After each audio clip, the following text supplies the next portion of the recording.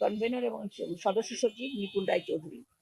আমাদের এই যে আমরা এসেছি মূলত এই যে রামিসার যে নৃশংস হত্যাকাণ্ড তাদের পরিবারকে একটু সান্ত্বনা দিতে এবং আমাদের যদি কিছু করণীয় থাকে আমরা করব। আপনারা জানেন মাননীয় প্রধানমন্ত্রী গতকাল এসেছিলেন। আমরা এসেছি নারী ও শিশু অধিকার ফোরাম থেকে। আমি কনভেনর এবং সদস্য সচিব নিপুণ রায়চৌধুরী। আমাদের এই যে আমরা এসেছি মূলত এই যে রামিসার যে নৃশংস হত্যাকাণ্ড তাদের পরিবারকে একটু সান্ত্বনা দিতে এবং আমাদের যদি কিছু করণীয় থাকে আমরা করব। আপনারা জানেন মাননীয় প্রধানমন্ত্রী গতকাল এসেছিলেন। তিনি এই যে এখানে এসে আজকে আপনারা শুনেছেন মেয়ের বাবা বলছে যে আমার বড় ভাই হিসেবে উনি এসেছেন, এতে আমার জীবন ধন্য, এবং প্রধানমন্ত্রী রাষ্ট্রীয়ভাবে এটাকে নিয়েছেন এবং তিনি তার বড় মেয়ের দায়িত্ব গ্রহণ করেছেন।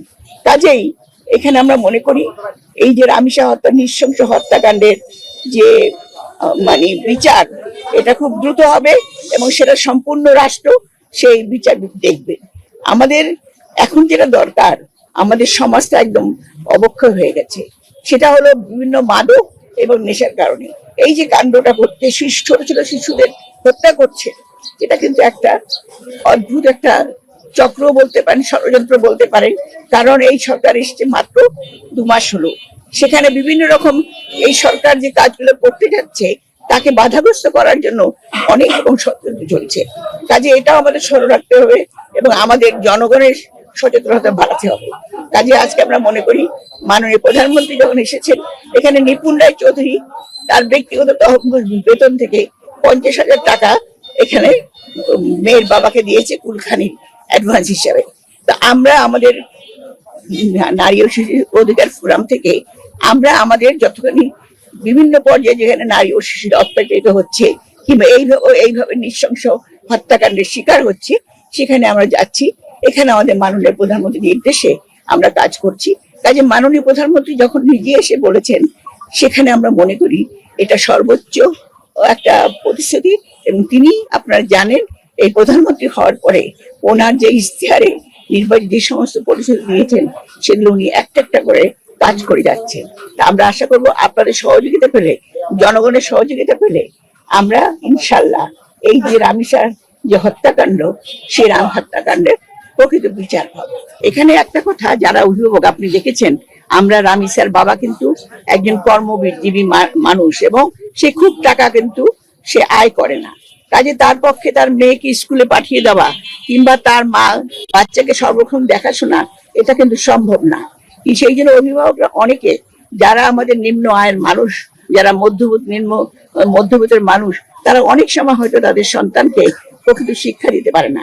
সেই জন্যই আমাদের যে যে নৈতিক অবক্ষয় হয়েছে, সেই নৈতিক অবক্ষয়ের জন্য আজকে আমাদেরকে, যারা আমরা সচেতন, আপনারা যারা সংবাদ কর্মী আছেন, বিভিন্নভাবে বিভিন্ন পর্যায়ে জনগণকে বুঝাতে হবে। কারণ মাদক পাঠানো, মাদক দ্রব্য গ্রহণ করা, এখানে ভীষণভাবে একটা চক্র কাজ করছে। এখানে আপনি জানেন, আগেও বলেছি, একটা ষড়যন্ত্রের চেহারাও দেখা যাচ্ছে। কাজে আমরা জানি যে আমাদের সামাজিক আন্দোলন ছাড়া আমরা যারা দেখেন এখন যারা আমরা সংসদ সদস্য হয়েছি, আমাদের কিন্তু কাজ হবে জনগণকে সচেতন করে তোলা।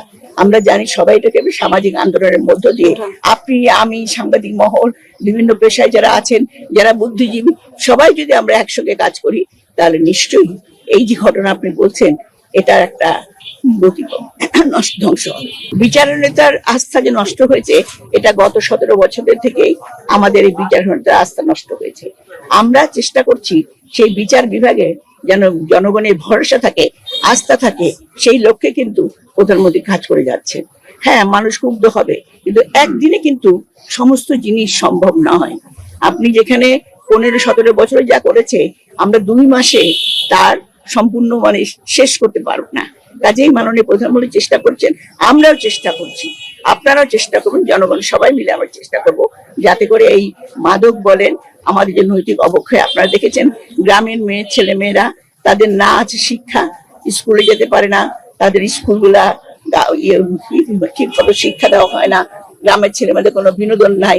সেই জন্য প্রধানমন্ত্রী আপনারা দেখেছেন খেলাধুলা থেকে শুরু করে গ্রামে কালচারাল স্কুলগুলোতে কালচারাল বাধ্যতামূলক করাতে এগুলো কিন্তু বাচ্চারা ধীরে ধীরে কিন্তু ওই দিকেই আগায়, তখন তাদের চিন্তাটা অন্যদিকে যায় না। এমনি সমাজের কিছু করার থাকে না বলে ছোটবেলা থেকে একটা বাচ্চাকে গড়ে তুলতে হবে।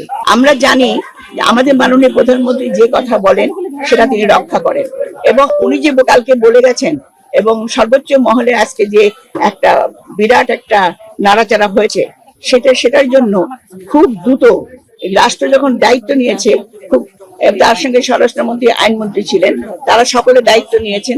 সেই দায়িত্ব নিয়ে তারা খুব দ্রুত এর বিচার করবেন, যাতে করে জনগণের আস্থা ফিরে আসে।